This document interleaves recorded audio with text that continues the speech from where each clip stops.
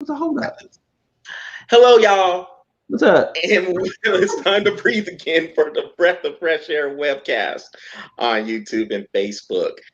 Here I am. I'm Charles. I have Patrick with me, and my man Stan is back. What's up, Stan? What's going on? Glad to be back. Good to have you back, man. And we have a lot to jump on, so let's get right to it. So we're going to start with the NBA playoffs. Little preview. We don't know all the matchups that's going to be happening yet because as of, right now we have the play-in games that are going on. I just saw the Indiana Pacers just smash the Charlotte Hornets. So they move on to the second game, I think, because they're the 9 and 10 matchup. Washington and Boston plays here in a little bit in the 7 and 8 matchup. The winner of that game will match up with the Brooklyn Nets in the 2-7 matchup. So we'll see how that goes. And then, of course, in the Western Conference, you have the San Antonio Spurs and Memphis Grizzlies playing each other. And then Golden State takes on the Lakers. More on that particular matchup in a minute. But let's get to the four matchups. So here's what we'll do. We'll preview the four matchups that are already in place, and then we'll go from there. So we'll start in the Western Conference since the champion is out of the West right now, the defending champ. And your 3-6 matchup is the Denver Nuggets against the Portland Trail Blazers. Of course, these two teams are pretty familiar with each other, and I don't necessarily know who I'm gonna pick for this. I'll have a decision after we get into it. I think I'm leaning toward Portland, but I don't know right now. So what do you two have? We'll start with you, Stan. Patrick, you'll get it. Well, which one first? I figured this Which right. one we going first? The 3-6 matchup with Denver and Portland. Denver and Portland. Man, I would have to say I'm going to Denver. I've been feeling Denver for a little bit. I thought they had some just missing the key components last go around, but I'm feeling Denver for that one. You want me to go score or what we're saying? How many games? How many games? We do. I'm gonna say it's gonna be close. Don't get me wrong. I don't think it's gonna be sweet, but I think they're gonna go the distance for this round. All right, so you have Denver in 7. Good pick. Okay, gotcha. What you have, Patrick? I have Portland in 6. And He the reason why against me all the time. Well, I mean, don't get me wrong. The Denver's a good team, but I like Portland in a series. If this was just regular season, I'd take Denver all day long. But in a series, the way Portland game manages and the way they prep for future games in a series, they're hard to beat. I do think that Denver is going to. I mean, don't get me wrong. This is the one where I wouldn't be surprised if Denver does win. But I do think that Portland is a team that prepares better. So I do have Portland in 6. I'm going to agree with Patrick on this. I do. And here's why, Stan. Like I'm with you with Denver. In terms of the players they have in place and some of the people that are coming up, like Michael Porter Jr., the development he has shown this year has been ridiculous. They have, in my estimation, the future MVP of the league in Nikola Jokic. And so, I mean, Denver has a squad, but that kid is the truth, too. That dude is nasty. That's nasty. But I'm going to pick Portland. Damian Lillard and CJ McCollum. I mean, I think that backcourt is one of the best backcourts in the league. They're getting healthy at the right time with Yusuf Nurkic coming back, kind of making that inside combo with Enes Kanter. And Portland's bench has gotten a little bit deeper. And Denver's missing Jamal Murray. that to me is very, very critical to them. Because if they would have had Jamal Murray, I personally think they could go to the NBA Finals. I think they would have been that. If they Yeah, had Jamal if Murray, they I had would Jamal have Murray, yes. Because the trades they made, getting some more size, they brought on Aaron Gordon. They traded for Aaron Gordon. You had that, like I mentioned earlier, the emergence of Michael Porter Jr. I just felt like Denver with those with Murray and Jokic, if Murray was able to stay healthy, because we know Jamal Murray, we saw what he did in the bubble last year, and that dude was getting 50 pointers, nasty. So if they were healthy, I think I could easily make a compelling case for Denver, but they're going to miss Jamal Murray, especially in a series like this. And so that's why I think Portland is going to probably take them out. I'm going to go 6 games as well. I wouldn't be surprised if it went 7, but yeah, I'm going to go 6 as well. So if I have to keep a score, then I got to go with Patrick here. Get out.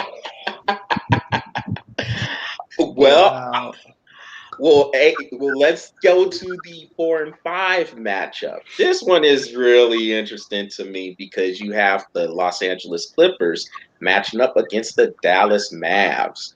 And the Clippers, the last couple of games of the year, they're over here, they're resting all these players. A lot of people think they were trying to avoid a potential series with the Lakers, which to me, that's kind of funny. Because last year, I thought the Clippers wanted nothing but the Lakers. They were disrespecting everybody else, and they got knocked out by the Nuggets in the bubble. So now all of a sudden, they're avoiding them. I don't know, but this might come back to bite them because the Dallas Mavericks have a lot of firepower on that team. And personally, you know who I'm going with. so personally, I wouldn't be surprised to see the Clippers get beat.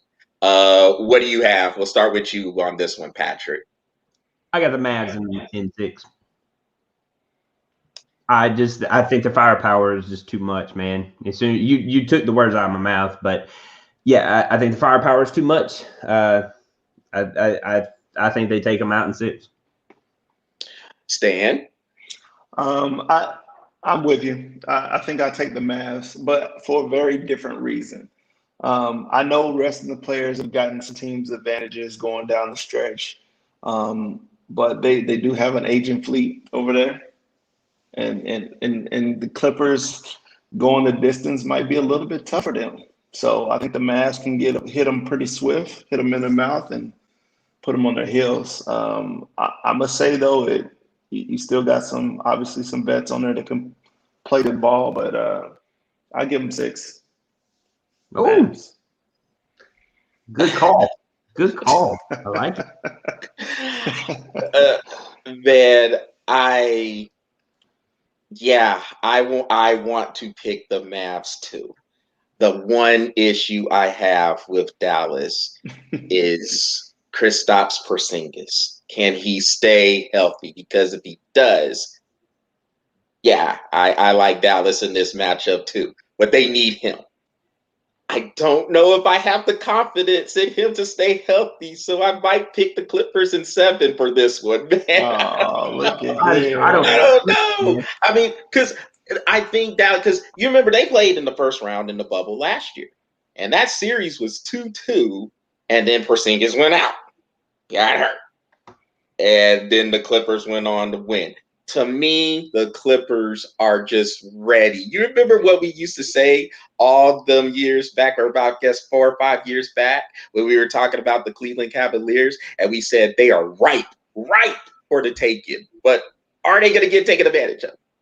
I don't know if the Clippers are going to get taken advantage of by the Mavericks because of the health.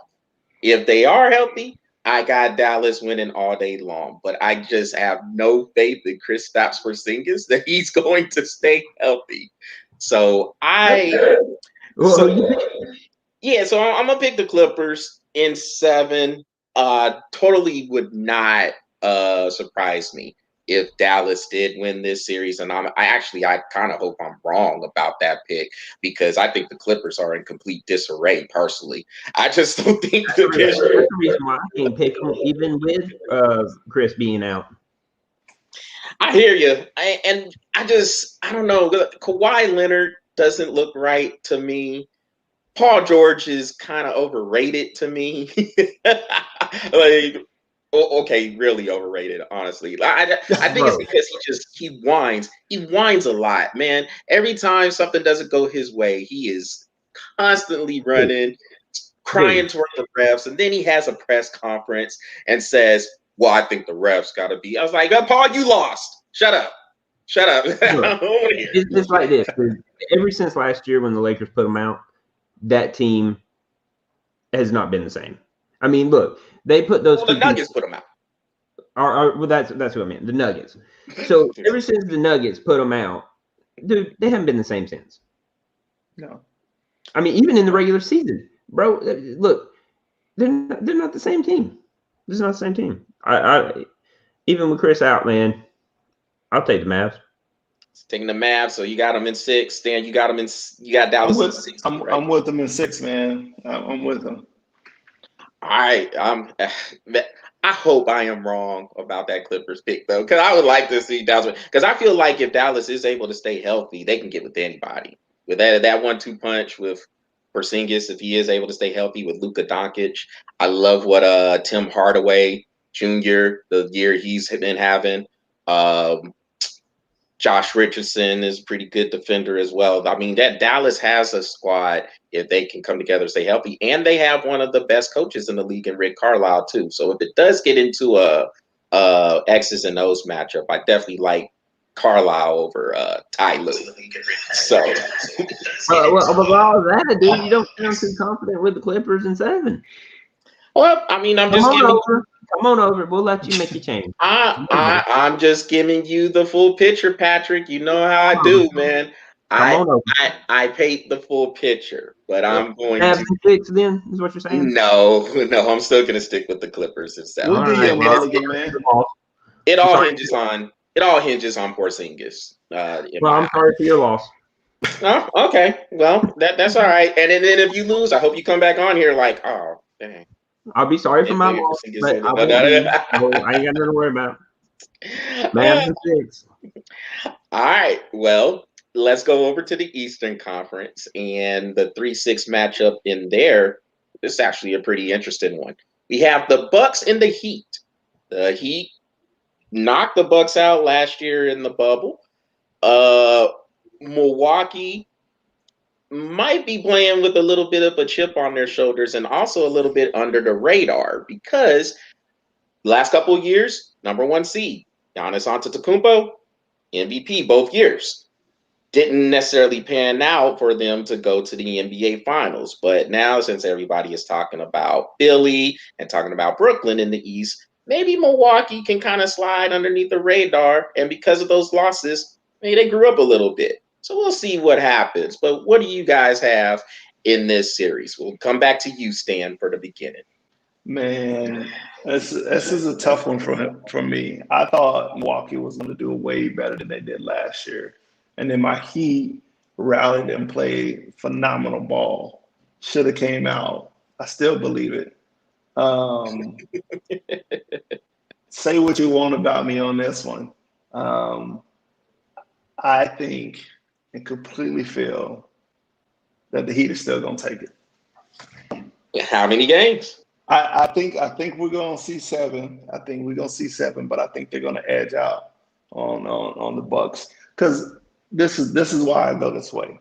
So the Bucks they had their run. We thought, oh man, they got the star power. They got Giannis is going to come in. He's going to dominate this game, carry them right through the finals. But he still showed that he's got some areas to mature, and I just don't know if it's there yet for him to be a Kawhi or a LeBron where the whole team is carried through the playoffs, right? Butler, he can do that. He's proven he can do that for his team. And then he's got last year they were injured. They were hurt. They were lacking some other firepower. So I still give it to them because they play better team ball, in my opinion. So that's why. All right. What you have, Patrick? Well, Stan, you make a very compelling argument. Here we go. I will say this: I do have Milwaukee in 7 on this one, but I this is where I'm kind of like Charles, man. I hope I'm wrong, because when you watch Butler play, man, this dude he is a good player, and I really would like to see him get a ring, but I don't think he has the team around him like that. Because let's just say they do get past this first round, I think they run into a little bit harder of a team for Butler to win again by himself. So with that being said, I mean, I would love to see the Heat take it and win, but I'm going with Bucks in 7. Yeah, this is a hard series to pick. I mean, I like what Miami does have. Those young dudes, Duncan Robinson, Tyler Hero. I mean, they got hot at the right time in the bubble, and they pretty much wrote that along with the play of Jimmy Butler and Bam Adebayo. Those two dudes were the stars, and then they had the shooters to match all the way around. They were able to get hot, and they gave the Lakers all they could handle in the NBA Finals. So, the question I have with Miami is that was that a bubble thing? Was that one of those things where they were like, you know what, we got opportunity here, we could take it. Everybody just starts hitting threes. Like Duncan Robinson, he couldn't miss. That dude was hitting everything. I think missed like 12 all playoffs. That was it. I mean, he was on fire. He Him was and like he Tyler had an Hero. NBA jam. I mean, they were balling, and I definitely see where Stan is coming from with him picking the Heat. But I am with Patrick on this one, and I'm going to pick Milwaukee.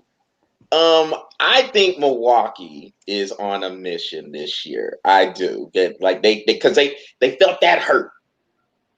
Had the number 1 seed, got crushed in the semifinals. Year before, number 1 seed, blew a 2-0 lead to the Raptors when Kawhi Leonard was there. Giannis, I understand you make a good point also about Giannis taking those next steps. And I think the next step he has to take is to have a consistent jump shot. He has been more consistent with it lately, and it doesn't even have to be a 3. Just a mid-range shot, just something that the other people are going to have to respect. And if he gets that, this man's unguardable at that point, because there ain't too many people who's going to stay out there with him on the perimeter at that size. But I do like the addition of Drew Holiday there. PJ Tucker, very good defender. I think Milwaukee they haven't made the splashy moves, but they made just those quiet, effective moves that I think can put them over the top. Now, coaching matchup, because I know a lot of people, they kind of just forget about the coaching. Miami does have one of the best coaches in Eric Spoelstra. I'm not going to sit here and knock anything he does. That dude is really not nasty with the X's and the O's. Mike Budenholzer, not too far behind. I think this is one of those ones where if you could flip a coin and you decide to pick Milwaukee or Miami, I wouldn't fault you for it. But in my coin flip, I have Milwaukee in 7. Like I said, I think they're kind of on a mission this year, and I think they'll get by Miami in this one. They'll get some revenge on this one. But they got to be careful with those emotions. Yes. Sometimes those emotions, that experience beats that emotions. You got to think Miami, regardless of you want to call it bubble, whatever you want, they've got the further experience from last year. They got a little bit deeper, and they've learned from those lessons. And you said it, the difference maker is Spo. Spo, that man, he's been there, and he can coach. So that's why I'm still there too. I'm still riding with my boys. Hey, you ride, dude, because that is a fantastic team. Don't get me wrong, that is a great team. And I hope I'm wrong because, you know, I think Milwaukee is a great team, but I personally think Miami is could be a better team. Yeah. But how do we know, how do we tell that? Because with the way that the Bucks went out last year, Mm-hmm. I mean, you got a little further with the Heat, and they got put out by quote unquote the best team in all of the land. I mean, there's a lot of experience that came in for both of those series, and don't get me wrong, that Miami Heat team is a good team, but I'm kind of curious, is like, can that team get as hot as they did this year, like they did last year? And I'm sorry, I think that Miami set freaking 3-point records last year. that cannot be toppled in a while. So can they get that hot? I would like to see, but I just don't know. So yeah, I'm comfortable with my Bucks pick, but I do hope that the Heat does win. I am rooting for that team. So All right. Well, let's look at the 4-5 matchup in there in the East. oh my God. Yeah, I know. Yes, Patrick, your Atlanta Hawks are in the playoffs, and so are the New York Knicks. This is crazy. So That's wild. is wild. Yeah. So this is another matchup. I mean, I think this is I one get of to pick the. first. Yes, Patrick, you do get to go first on this one. It is your turn. I didn't forget you. So this is one of those ones that can go either way, just like the Milwaukee Miami series as well. So Patrick, by all means, what do you All have? right. When you said it could go either way, bro, it could go either way. Let me throw out some stats for you. Both of these teams are 41 and 31, right? Both of them are 8 games behind. Both of them home court. What is it? Record. That 25 and 11. Both away records 16 and 20. Both of these teams are literally identical in every way, shape, or form, except when it comes to this series. And I have to go with it. Yes, this is a little bit of a biased pick. I will say that. No. A little bit. But I am going to go Atlanta.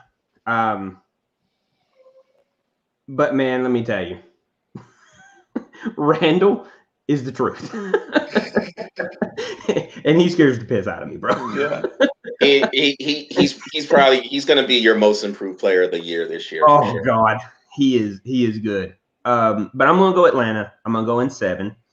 But I will tell you, it would not surprise me one bit if every one of these games go in overtime. It wouldn't surprise me one bit if they are. This is going to be the most scrappiest game almost in the whole thing. I think these two teams have so much to prove because neither one of these teams have been in the playoffs in such a long time. Both of these teams have scrapped to get where they're at now, and earning a 4th and 5th spot. These two teams right here is going to be the scrappiest series probably in the entire playoffs, and I have to do it because I probably will never get to say this again. I got Atlanta in 7. I will not get to say this again, so I got to say it. So I'm taking advantage. So yes, I'm a little biased only because I will not get to say this again. Atlanta in 7. I think you're being harsh on Atlanta, man. They do have a good team down there. They'll be in the playoffs again. They do, but the thing is like, Charles, when do I get the opportunity to say Atlanta in 7? Because there's a good chance that they could go against Miami. And it's hard to beat Miami in a 7-game series. I don't care how good Atlanta is. It's hard for Atlanta to beat Milwaukee in a 7-game series. I don't care how good Atlanta is. I'm not sold on the Brooklyn Nets, and I still cannot say that for Atlanta against a 7-game series in Brooklyn. I may be hard on that team, but you know I'm right. No. He said no. You know I'm right. Atlanta can be, because I feel like they have some building blocks for the future as well. So that's why I think they can come in, they can make the playoffs, they can go on a nice little playoff run if they're able to keep everybody together. I think you're being harsh, Patrick. That's just me. But I get it, because you are a Georgia sports fan, and Georgia sports fans have had it hard. I get it. Oh, it's the worst. Stan, what do you have? I used to think that Cleveland was the worst city when it comes to, but they've got a championship here lately, so I can't say nothing. Y'all cursed out there in Atlanta is what it is. We are hard. It is tough pickings in Atlanta, bro. What you got, Stan? Man, you talking about a coin flip. So this is hard for me because I was watching both of these as it was coming down to the wire for this set, and but it's gonna be a fight, man.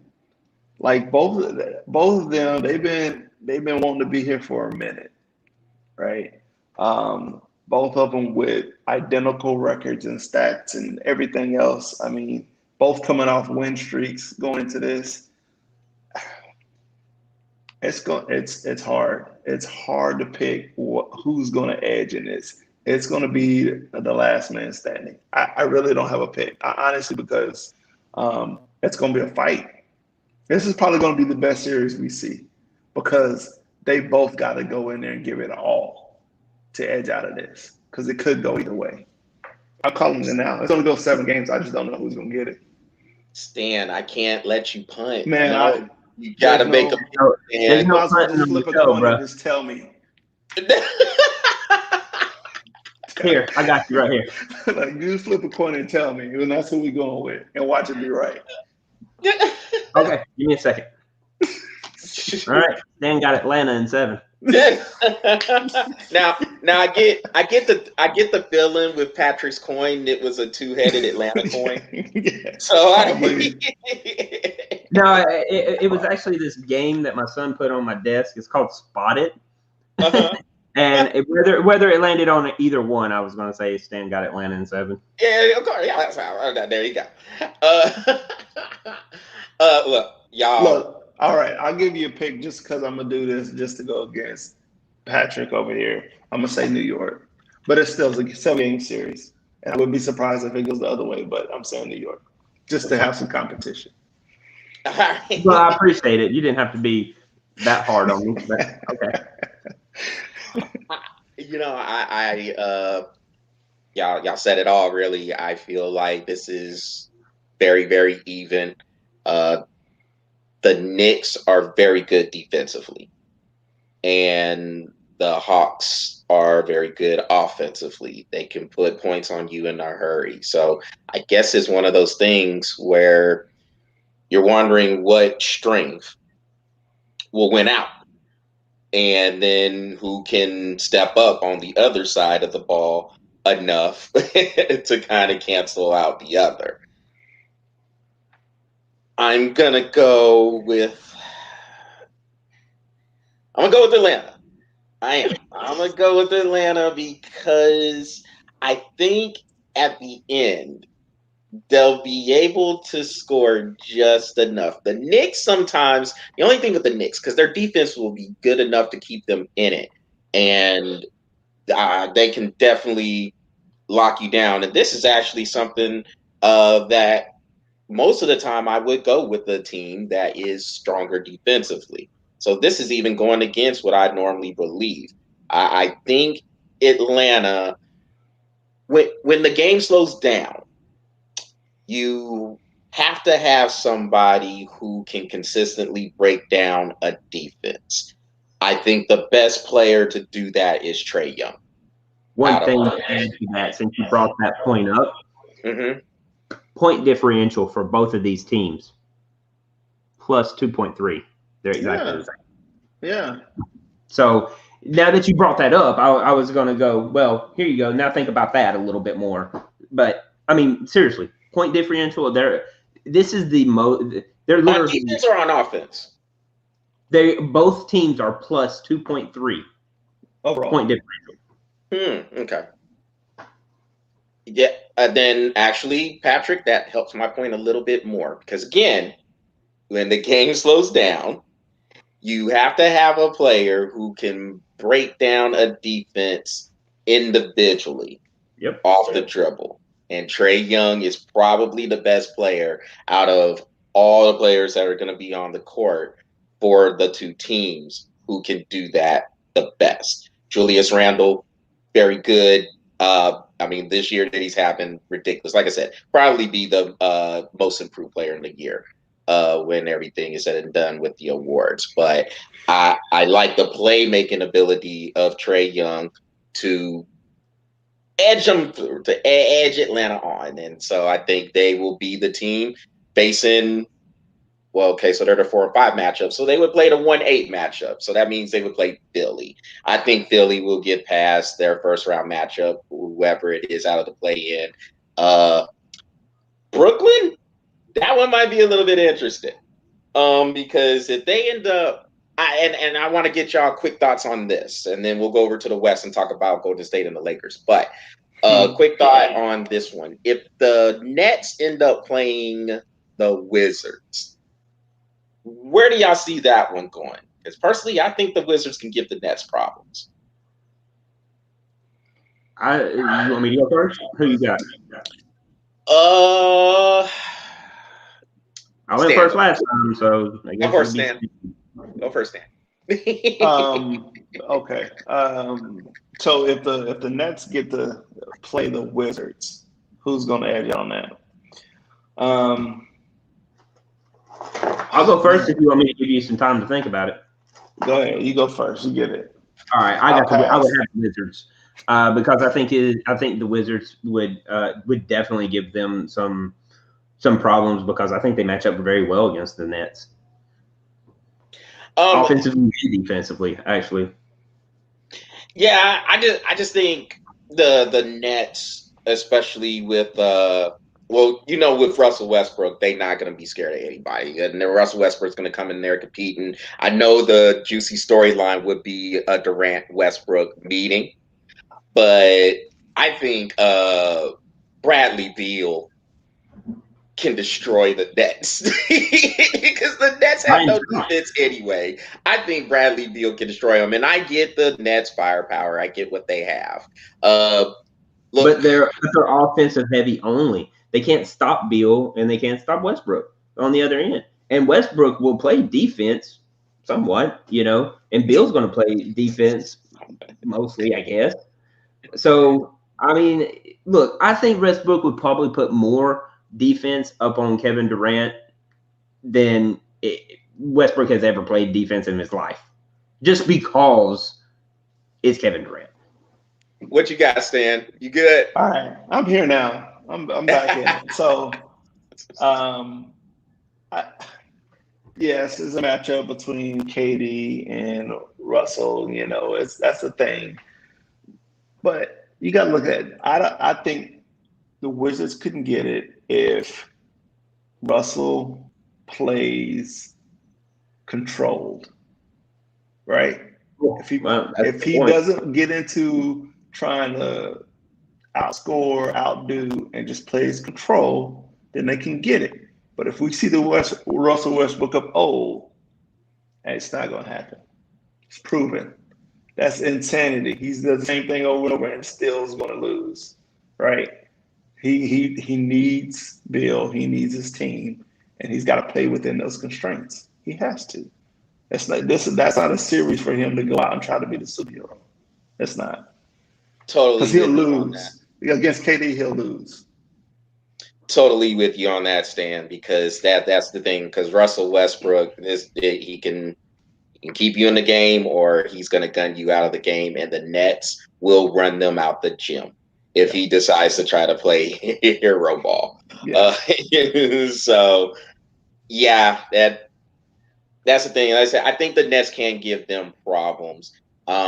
Me personally, I'm not ready to say the Nets will lose that series. But I think it would be interesting if they did play the Wizards, because the Wizards won't be afraid of them. I think a lot of people might be afraid of the Nets' firepower that they have with Durant and Kyrie Irving and James Harden on this court together. But The Wizards, I don't think they would be one of those teams. I would like to see them, but first they have to get past the play-in game in Boston tonight. So we'll see what happens there. Let's move on to the West real quick, and we're going to talk a little bit, just really briefly, about the Lakers-Warriors game. Before we get on a quick little topic of Steph Curry. Yes, Patrick, what you got? Before you go into that, just an update right now. The Celtics are up 31-29 in the second. All right. So, yeah, I mean, I felt like the game's in Boston. So the Celtics, they're not just going to lay down there. But I do want the Wizards to beat them because I do want to see them play the Nets. So, oh, I do too. Now, my boy Jose won't agree with that, but well, he might just have to just suck it up. he could just suck it up on this one and be like, no, I'd actually like to see that game too. So when it comes to the Lakers and Warriors, of course, this is the game that a lot of people are waiting to see because honestly, I think we want to see if Steph Curry can go crazy on the Lakers and put them in a win or go home scenario on Friday night. Gonna be tough. Lakers are back healthy with LeBron and AD back in there, so we'll see what happens. But I'm just glad to see this in a play-in game where, Steph Curry can go for 50 or 60. It'd be great to see it. I just want to see it. See how it turns out. So it'll be tough. It'll be tough for the Warriors to win that because they do need Steph Curry to go kind of crazy if they are going to win this game. Kinda. They need him to go really crazy and put up 60 points, or they're not going to win. I mean, I'm not 100% sold on LeBron being 100%. Though you know how LeBron is. Oh, I'm 100%. I'm never tired. Whatever. I don't think he is. I don't think he's 100%, and I'm not 100% sure if they should run a offense through AD yet, because I don't know how he is, because he's not. I don't think he's 100%. But regardless, having both of those presence on the court, that's still tough. So yeah, he's going to have to go crazy. Yeah, the health is interesting. Absolutely. Well, what you have, Stan? So this is I don't know if y'all remember when we talked about this before, the Lakers, and we're at the break, right? And we're talking about what we're seeing now, what could potentially happen with the Lakers because of injuries and everything, how they could slide out of the playoff picture. And so we're here, right? Fast forward, we're here. It's still the case, right? Like you said, I think there's injuries that they're still trying to mask a little bit and not fully recover from 100%. But man, coming in against, and we talked about this too, a Steph Curry playing at this level of ball coming into the playoffs is something special, right? We said that he had to come out. He had to play ball like this. He had to stand out because the question mark was, can Steph be that guy, right? So he's got to come out and put it all out there through this series. He's got to. And I think that could give them the edge, even with LeBron and them playing back on the court and being out there as a presence, because they can be beat, right? They're not unstoppable. And I think that coaching is definitely going to help, but Steph is just playing on the whole level right now, man. And then you got to you need LeBron at 100%. And then the next question is let's say the Lakers take a 2-0 lead, or well, not in this, but let's say the Lakers. Let's say we don't know about Klay Thompson. I mean, I watched a video about this dude, and he is shooting. He's fine. Like, I don't know. I haven't really found out the reason why he hasn't hit on the court yet. But this dude, like, I've watched interviews. I've seen him shooting around. The dude looks okay. He's hustling up and down the court, and there's no problems. I don't know if they're waiting to see if Curry can carry them through this game, and then him come back, or if they're just waiting for next year. I don't know, but that's another interesting thing, because to me, from what I'm seeing, Klay Thompson is ready to go. Yeah, I think they're really going to take their time with Klay Thompson. I really don't think they're going to rush him back because, I mean, he's coming off 2 catastrophic injuries. I mean, man tore his ACL and then his Achilles. I really think they are going to do their due diligence and make sure they are 100% sure he is to come into play or ready to play. And I say that because of just the past history of them having Kevin Durant a few years ago. He probably was not ready to go, but he rushed back and then he tore his Achilles. And then Klay Thompson has had his injuries. Uh, and then, Steph Curry, although his injury was kind of a freak accident when he got injured last year, I mean, their best players have been hurt. So I don't think they're trying to really rush that back. I have seen some of those clips with Klay and how he looks. And I mean, look, for one, I would love to see him back. He's one of my favorite basketball players. I just think, Patrick, you've heard me say a good amount of times. If you want to learn the perfect form for a jump shot, Klay Thompson's your guy. Yeah. That Did you see the video where the man hit like 15 3-pointers in a row? Did you see that video? I didn't see that video. I seen him kind of running up and down the court. That dude hit 15 3-pointers in a row. And it wasn't just from like in the corner. That dude went from the corner all the way around and came back 15 shots in a row before he missed one. Yeah, so I mean, it's one of those things, man, where I mean he may look good on the tape. Then once you get those live bullets, as they call it, figuratively speaking, get those live bullets coming at you, can he take on a double team? Can he move laterally against quick offensive players that he will have to see? And I guess maybe he's not at that point yet. And like I said, personally, Patrick, I don't expect to see him this year. I don't. Now, I could be wrong. And of course, some of this would even depend on how far the Warriors can get. But I would be shocked if he came back this year. And I've been wrong before, of course. So, I'll be the first one to admit it. I'd be surprised to see him come back too. I'm just saying, Lakers, LeBron, AD. I figured I'd just throw it out there just because, conversation's sake. But I'd be surprised. Gotcha. Well, here we're gonna take a quick look at the greatness of Steph Curry. So where I want to go with this one is, when players they have their times where their careers come to an end. Everybody has that time when whatever career is going on, it has to come to an end. So I think the question is this from me. Jordan retires.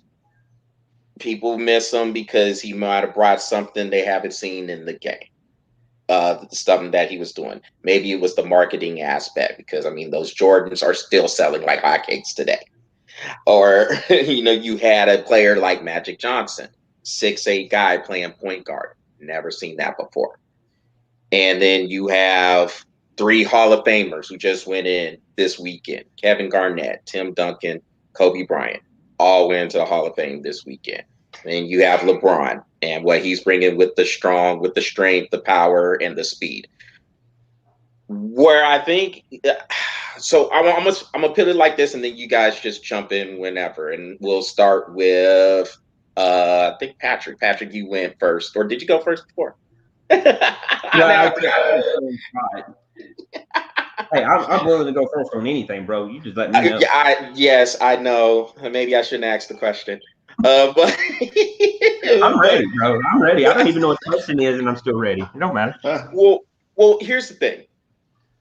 Steph Curry, what makes his greatness unique is because I mentioned all those players, and one thing they had in common that Steph Curry does not have is some sort of a physical advantage.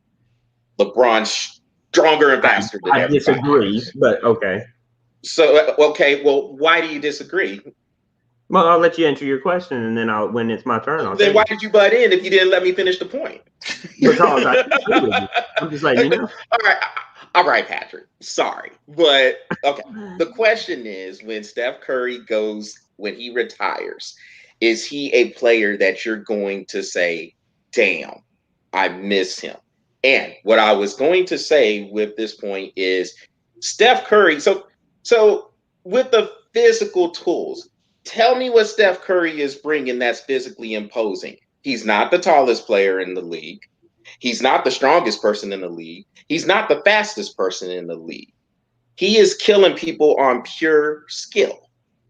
These other players had something. What, Patrick? That is his ability. Is the ability to kill them with his skill. Just No, because he's not Patrick. an overpowering player, he is a overpowered, skilled player.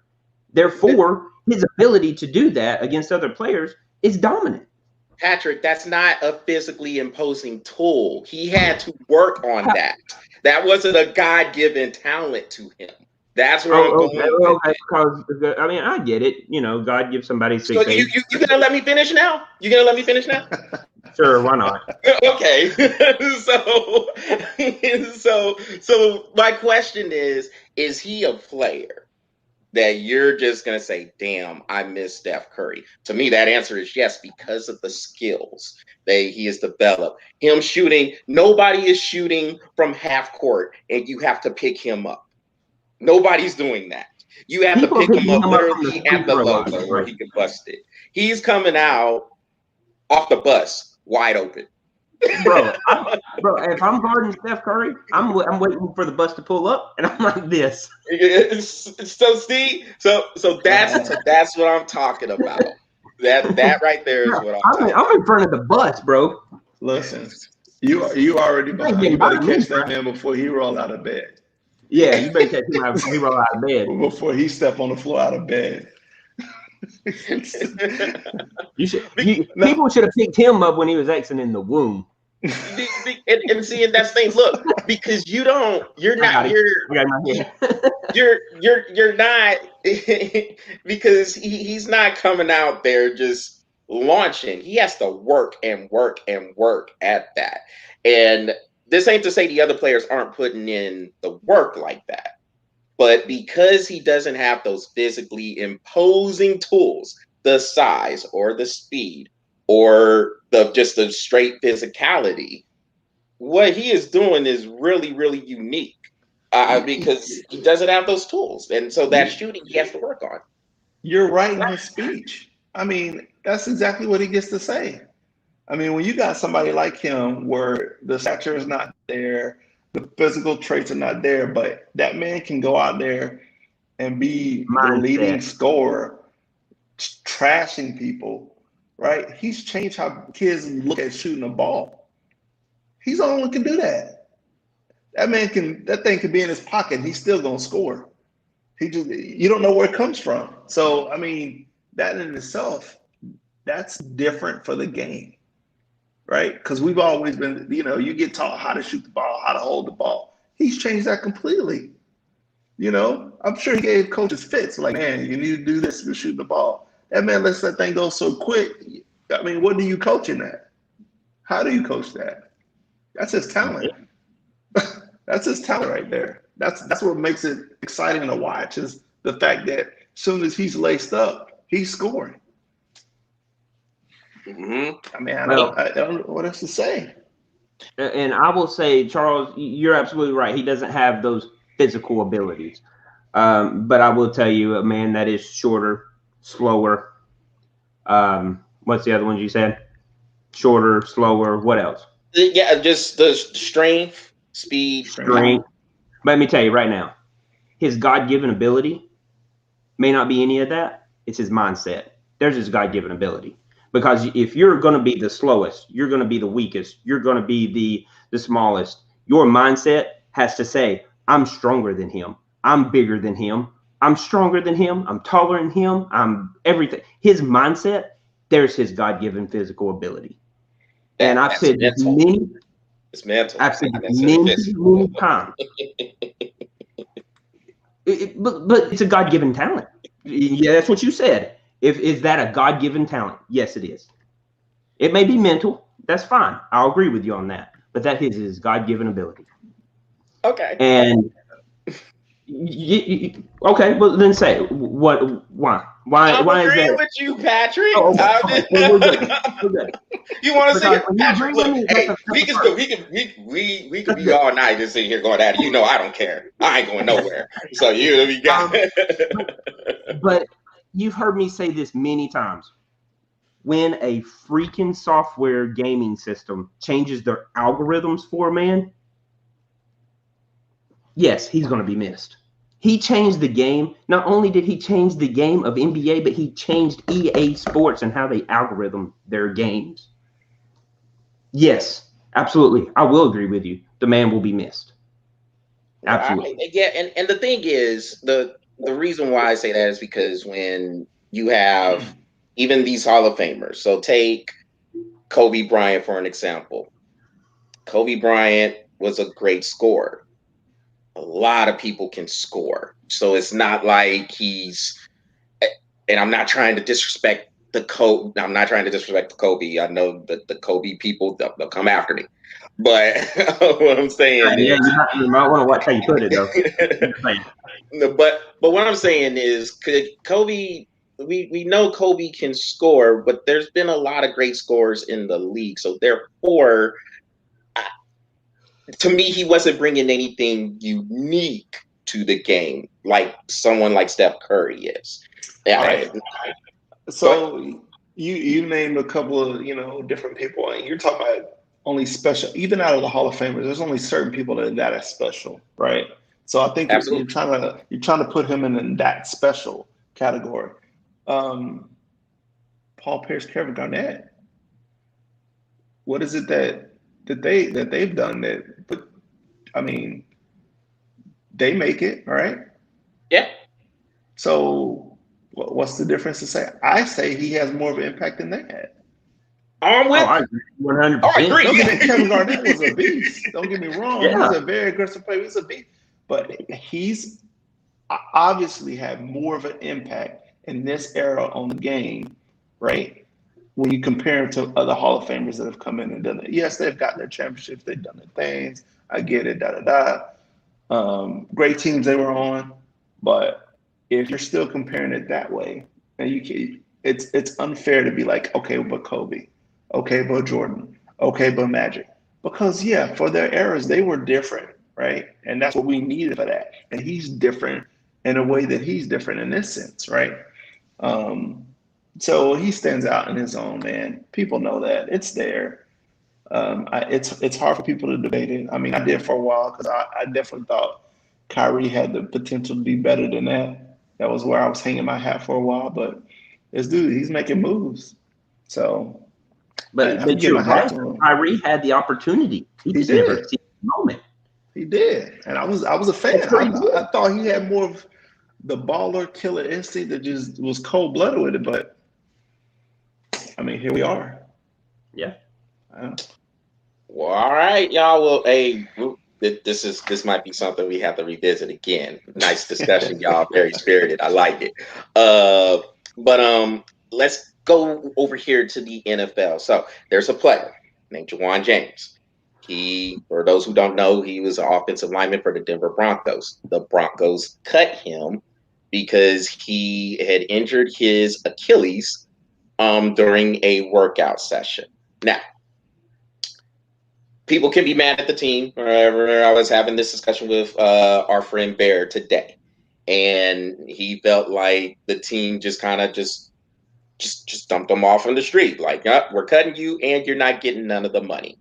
Now, could the team have handled that better? Yeah, possibly, and I can understand where Bear's coming from, but the team is basically going to do what the contract says. I mean, they're going to go ahead. They're going to make these contracts and they're going to stick with those terms. And as everybody else is, they're about money. If they can save a little bit of money, then they're probably going to go on that side of saving the money. My beef is with the players union because the players union collectively bargained this. in a brand new deal they just signed last year. And I know Patrick remembers me saying I'm done with the players union because the first thing they're trying to say is, we're about player safety, man, player safety. But let's throw that 17th game on there and let's get that money. So, no, I'm done with the players union. But this thing, there was a loophole in the contracts. And basically what they said was, if the injury happens in a practice facility ran by the team, that can change things in terms of compensation. But since it didn't happen at the practice facility, now they can basically get out of the contract scot-free. And another thing about this with the players union that also upset me, they were telling their players to stay away from the facilities on voluntary workouts. First of all, they're voluntary. Why do you need to tell them to stay away from the practice facility if they're voluntary workouts? That makes no sense to me. And now here you have a guy who was actually working out and he gets hurt and now he is out. $10 million. He's out. He ain't getting it. So I don't know how y'all feel about it, but me personally, players union, garbage, hot, smelly, garbage to me. All right, I'm done. That's it. I'm done. All right, I get to go first. Well, and the reason why is because you went first on the last one, so I get to go first. No, I 100% agree with you. 150 million% agree with you, Charles. Player unions got to go. They got to go. My next question is where was his manager when they agreed to this contract? I mean, like, the manager still has to look over this and say, let's still negotiate this, because look, if you're going in and you're doing a workout and you get injured, I would still see, we still need a compensation for this. He is doing his job. I get where Denver's coming from. They're sticking in the guidelines of the contract, and I get that and I understand that. And at the end of the day, as much as you don't want to say it, Denver Broncos is a business, bro. You know what I mean? So I can't blame Denver for staying within their rights on the contract. But no, player union's got to go. And where is his manager? That's got to be, there's got to be more negotiation to that than, oh, you're injured? Bye. Yeah, the whole thing about not being at the practice facility was the thing that kind of messed up things for Jawan James in here. Stan, what do you have? Well, obviously, I'm with y'all, man. I think that if they're going to be about protecting players, like, be all the way that, right? I mean, you don't do that and then agree to 17 games. You don't do that and just agree to Thursday night football on short weeks for them. Like, that's kind of what you're saying you're going to do for the players. I mean, like, how do we do that, right? And I'm gonna plug this real quick and I'll jump back to it, but it's kind of like a lot of stuff that we say that NCAA does in the college level, right? You're saying I'm doing all this one thing, but then come on, really, But yeah, it's just another one of those things where those institutions like that are more and more getting called out, putting themselves in between the players and what they want to do as a lifestyle and really not representing in the right way, right? They've got to be checked in that, Mm-hmm. And I'm glad he called him out. I'm glad he said something, and I'm glad that, he's going to push. But the funny part about it, if he wants to fight the team and go against their decision, who's he got to talk to? Yeah, because you can't depend on players. He's got to go back to him. So the system in itself is really jacked up, man. And I feel bad for guys like that. Like, it's you would expect, and I'm sure he felt that they had the best interest at heart for him by advising him the way they did, but not fully advising him. I mean, they left him out there. They left him out there. And Stan, another thing, and I'm sure Patrick, you'll agree with this too. It's not like he was skateboarding in a park or surfboarding or doing anything crazy. He's working out. Or out on a boat with Grump. So he's not doing anything, and he's taking his time to master his craft, and get whatever workout in, whatever the case. I mean, he's doing things like you said, the players union advised them to do. The players union is over here saying, hey, stay away from the practice facility. We don't think you really need to practice like that, because we were able to go through this COVID year and there was no type of workout sessions going on like that. And you have the players union telling you this, you get hurt, and now it's, man, like you said, you have to go back to this players union who, I mean, look, they're going to file a grievance. But what a grievance, really? Why are you filing a grievance? You collectively bargained this. Yeah. You know, they really don't have anything to stand on. No. And that's what irritates me, is because these players constantly keep putting their faith in this player union that keeps consistently screwing them. Yeah. Right. Because money is the thing that just supersedes everything. Yep. So it's rough, man. Well, real quick, before we get on out of here, I wanted to bring up this baseball topic real quick, Patrick. Unwritten rules. So what you have is a, let me see if I get his name right. Yermin Mercedes. So he is a catcher for the Chicago White Sox. And the White Sox were blowing out the Minnesota Twins yesterday. They ended up winning the game 16-4. Minnesota put in an infielder to pitch. And my man, Mercedes, he had a 3-0 count. And the dude, I'm laughing just thinking about it because it was just funny. So my man lobbed a 47 mile per hour pitch out there on a 3-0 count. Mercedes crushed it to the center field balls. I was rolling. He launched this bad boy, and people, your unwritten rules people, were upset. One of the Twins announcers, I ain't like that swing at all. It's bush league, blah blah blah. And I just wanted to get your thoughts on this, Patrick, because you're the baseball guy. So what's up with this unwritten rule stuff? To me, I don't care. Like I feel like the man should have matched it anyway. Why are you putting your infielder out there to pitch? Get out of here. Look, well, first of all, why are you putting your infielder out there to pitch? I mean, I get why they're putting their infielder out there to pitch. They're saving their arms for a closer game. I get it. I understand. It's happened many times throughout baseball, and baseball is known for doing that. Let's save our pitcher's arm. Let's just throw our infielder out there and just let him lob up pitches up there all day. It's like this. You know how I feel about unwritten rules. I hate them. I hate them because one of the unwritten rules was when a pitcher is up to bat in the National League Stadium, you give him a heavy dose of fastballs. He's a hitter.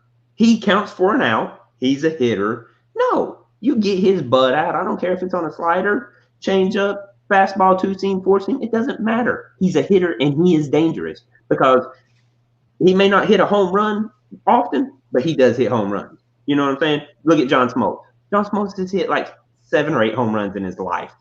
Not a lot, but they came at detrimental times of it in a game where he put the team up. I'm just saying. So unwritten rules, please get rid of them. They're not rules because they're not written. So get them out. It's stupid. Unwritten rules, please give me a break. Get them out of here. Such thing. Somebody read, because we know them, right? Somebody wrote them down. They didn't get wrote down. They were like, you know what's a good idea? How about when I throw out somebody when it's a 3-0 count and we're up 16-4, you can't hit the ball? No, we're not in my backyard, bro. We're getting paid. I'm gonna smash this ball. I don't know. Throw me a 47 mile an hour. Funny. I think it's funny when they tell you how to accept being disrespectful. Because if you go up there as a batter and they throw an infielder in there to pitch to you, you might feel a certain way. You know what I mean? Like, why not?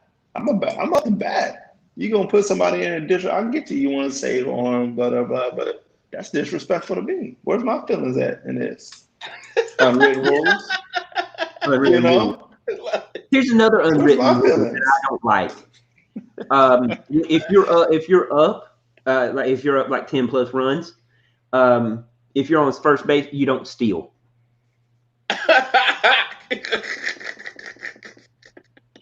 Play the game. Be better. No. Yeah, you don't want me to steal? Throw me out. Get me out before I get there, please. I can't stand unwritten rules. I don't like them.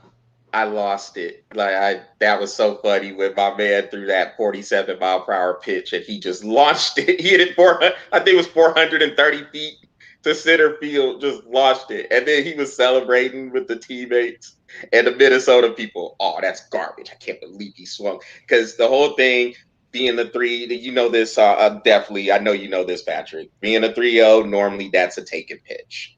If you could go ahead and walk. This dude said, nope.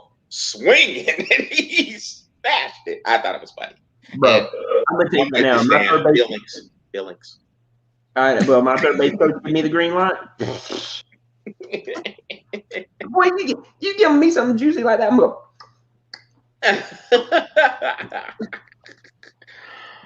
I'm out. Well, I didn't even give it one of those epic bat tosses. I mean, look at the picture and be like, unwritten my balls.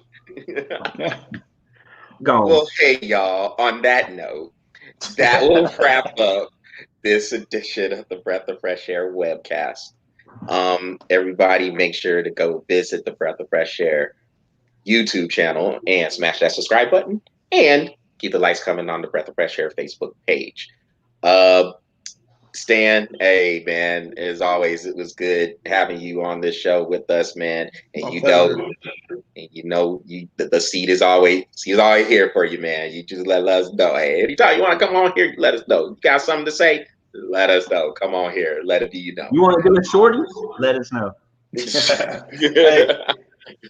well, I might have to take y'all up on that. I know with the NBA playoff seasons coming in, coming back around the NFL season, I might have to jump in here a little bit more with y'all and do the thing. So I appreciate y'all having me on, like always.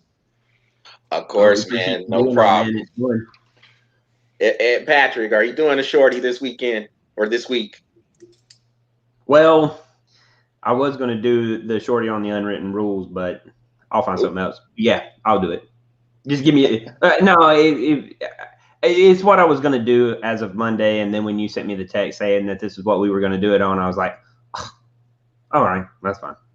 Because honestly, I got a lot to say about it, but I know we're over time, but I can find something else. It's no problem.